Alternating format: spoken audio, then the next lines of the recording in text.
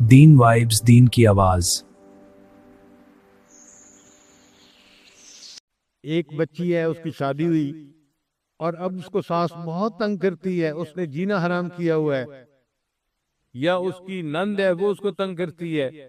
تو ہم نے کہا کہ بھئی آپ صبح صبح اٹھا کریں، فجر کی نماز بھی پڑھا کریں اور یہ آیت پڑھ کے ان پہ دم کر دیا کریں، اللہ تعالیٰ ان کے شر سے حفاظت فرمائیں گے۔ بسم اللہ الرحمن الرحیم۔ ہمارے حضرت رحمۃ اللہ علیہ فرماتے تھے کہ قرآن مجید کی آیت ہے سلام علی نوح فی العالمین۔ جو بندہ رات کے وقت اس آیت کو پڑھ لے تو اللہ تعالیٰ اس کو موذی چیزوں سے محفوظ فرما لیتے ہیں۔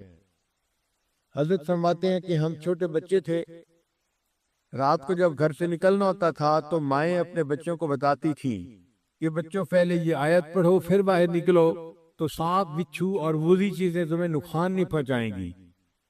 تو حضرت فرماتے تھے ہم ان کو پڑھا کرتے تھے اور ہمیں چیزوں کا نقصان نہیں ہوتا تھا۔ اس آیت کے عجیب اثرات ہم نے اپنی زندگی میں دیکھے ہیں۔ اگر آدمی کسی بھی موذی چیز سے بچنا چاہے، اس آیت کو پڑھ لے، اللہ تعالیٰ حفاظت فرما دیتے ہیں۔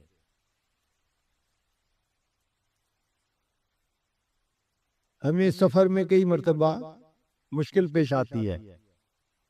ہمارے بیگ کے اندر کتابیں ہوتی ہیں مطالعے کے لیے، یا بیانات کے نوٹس وغیرہ ہوتے ہیں، اور آج کل مختلف ملکوں میں ایئرپورٹ کے اوپر دینی لٹریچر جو ہے اس کی بہت زیادہ سختی ہے۔ یعنی ایسے تو کسی کے پاس سے اسلحہ نکل آئے تو اتنی سختی نہیں کرتے، جتنا دینی کتاب کوئی نکل آئے تو اس پر سختی کرتے ہیں۔ ایک مرتبہ دبئی ایئرپورٹ پر میرا چھوٹا بیگ تھا، ہینڈ کیری جس کو کہتے ہیں، اس میں بیانات کے پیپر سے، تو جب پاسپورٹ چیک کروانے کے بعد ہم آگے نکلے تو مشین والے نے چیک کیا اور اس نے میرا بیگ کھول کر دیکھا اور مجھ سے پوچھا کہ یہ کیا ہے۔ میں نے اسے بتایا کہ بھئی یہ میرے نوٹس ہیں، میں نے کتاب پڑھی اور جو مجھے پسند آئی بات وہ میں نے اس کے اوپر لکھ لی ہے۔ خیر وہ بندہ خاموش ہو گیا، اس نے بیگ بند کر دیا۔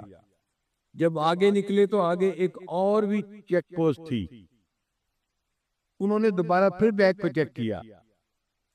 میں بڑا حیران، بھئی ایک دفعہ چیک کری ہے تو کافی ہے، دوسری دفعہ پھر چیک کیا۔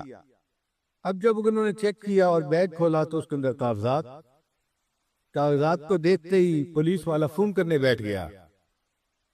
اب میں حیران سوچ رہا ہوں کہ یا اللہ، یہ اپنے کسی افسر کو بلاتا ہے یا کس کو بلاتا ہے، اور اس کو کیا چیز نظر آ گئی جو اتنی اہم ہے کہ کسی تو بلانے کی ضرورت پڑ گئی۔ تھوڑی دیر کے بعد ایک خاتون آ گئی اور اس نے آ کے میرے بیگ کو دیکھنا شروع کر دیا۔ اب وہ ایک ایک کاغذ کو پڑھ رہی تھی۔ اللہ کی شان کہ اس میں بخاری شریف کی جو اختتامی حدیث ہے اس کے نوٹس تھے۔ اس نے دیکھتے ہی مجھ سے پوچھا یہ بخاری شریف کی آخری حدیث کے نوٹس ہیں؟ میں نے کہا اچھا تم تقریریں کرتے ہو؟ میں نے کہا جی۔ پھر اس نے کہا اس کا مطلب یہ ہے کہ تم عالم ہو، یہاں بھی تقریریں کرو گے؟ میں نے کہا نہیں، ابھی تو میں یہاں پر 2 دن رکنے کے لیے آیا ہوں، پھر میں آگے جاؤں گا۔ وہ کہنے لگی کہ میں عالمہ ہوں اور مجھے انہوں نے صرف اسی لیے رکھا ہوا ہے کہ میں لوگوں کے پاس جو دینی لٹریچر ہے اس کو دیکھوں اور ان کو یہاں پہ روکوں۔ پھر اس نے میرے سارے نوٹس دیکھے، ان کے عنوان پڑھے، تو مجھے کہنے لگے کہ آپ کسی خاص فقہ کے اوپر تقریریں کرتے ہیں؟ میں نے کہا نہیں، میں مسائل کے بارے میں تقاریر نہیں کرتا، میں اصلاحی تقاریر کرتا ہوں۔ تو اللہ نے اس کے دل میں نرمی ڈال دی۔ وہ مجھے کہنے لگی کہ آپ اپنے بیگ کے اندر کاغذات نہ لے کے چلا کریں، آپ کو کسی دن ایئرپورٹ پہ روک لیا جائے گا اور آپ کو جو ہے مشکل میں پڑ جائیں گے آپ۔ اب ہمیں فکر لاحق ہوئی کہ یا اللہ، یہ تو روز کا معاملہ ہے، کریں تو کیا کریں؟ پھر وہ مجھے کہنے لگی تھی کہ آپ یہ نوٹس کیوں ہر وقت ساتھ رکھتے ہیں؟ کتابیں آپ نے کیوں رکھی ہوئی ہیں؟ یہ 2-3 کتابیں تھیں۔ میں ان کا مطالعہ کرتا ہوں ہر وقت بیٹھ کے۔ پھر وہ حیران ہو کے پوچھ لگی کہ آپ کتابیں پڑھتے رہتے ہیں؟ تو میں نے اسے کہا کہ اس عمر میں اب کتابیں نہیں پڑھوں گا تو کیا ویڈیو گیم کھیلوں گا بیٹھ کے؟ تو اس بات پہ وہ ہنس پڑی، کہنے لگی اچھا ٹھیک ہے آپ جائیں، تو میری جان چھوٹ گئی۔ پھر اس کے بعد ہمیں پریشانی ہوئی کہ یا اللہ اب ان نوٹس کا کیا کریں، ہمیں ضرورت بھی پڑتی ہے، مختلف جگہوں پہ جانا ہوتا ہے، کبھی یہ بیان کرو کبھی وہ بیان کرو، تو نوٹس کا ہونا بھی ضروری اور ہے بھی فوانیہ۔ تو ذہن میں خیال آیا کہ ہم قرآن مجید کی اس آیت کو کیوں نہ پڑھ لیا کریں۔ چنانچہ اس کے بعد تقریباً 8 سال ہو گئے ہیں یا 10 سال، میں جہاں جس ایئرپورٹ پہ بھی جاتا ہوں، جہاں بیگ چیک کرنے کی مشین ہوتی ہے یا عملہ ہوتا ہے، میں یہ آیت پڑھ کے ان پہ پھونک دیتا ہوں، وَجَعَلْنَا مِن بَيْنِ أَيْدِيهِمْ سَدًّا وَمِنْ خَلْفِهِمْ سَدًّا فَأَغْشَيْنَاهُمْ فَهُمْ لَا يُبْصِرُونَ۔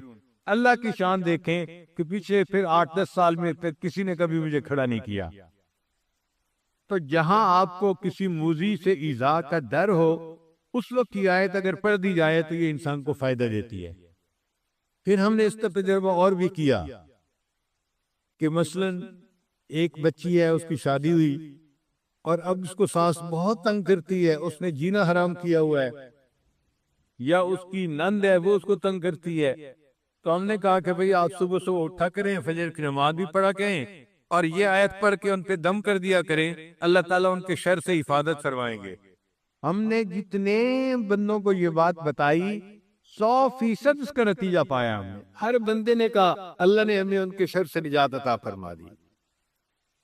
پھر اس کا ایک اور بھی استعمال ہے کہ بعض بچیاں گھر سے نکلتی ہیں تو اوباش لڑکے ان کو تنگ کرتے ہیں، کالجوں یونیورسٹیوں میں جو لڑکیاں جاتی ہیں، تو اگر وہ اس آیت کو پڑھ کے پھونک دیا کرے تو راستے میں کوئی ان کو تنگ نہیں کرے گا، کسی سے ان کو ایذا نہیں ملے گی، اللہ ان کی حفاظت فرمائیں گے۔ تو اس آیت کے بہت سارے فوائد ہیں جو انسان ظاہری زندگی میں بھی حاصل کر سکتا ہے۔ وَجَعَلْنَا مِن بَيْنِ أَيْدِيهِمْ سَدًّا وَمِنْ خَلْفِهِمْ سَدًّا فَأَغْشَيْنَاهُمْ فَهُمْ لَا يُبْصِرُونَ وَجَعَلْنَا مِن بَيْنِ أَيْدِيهِمْ سَدًّا وَمِنْ خَلْفِهِمْ سَدًّا فَأَغْشَيْنَاهُمْ فَهُمْ لَا يُبْصِرُونَ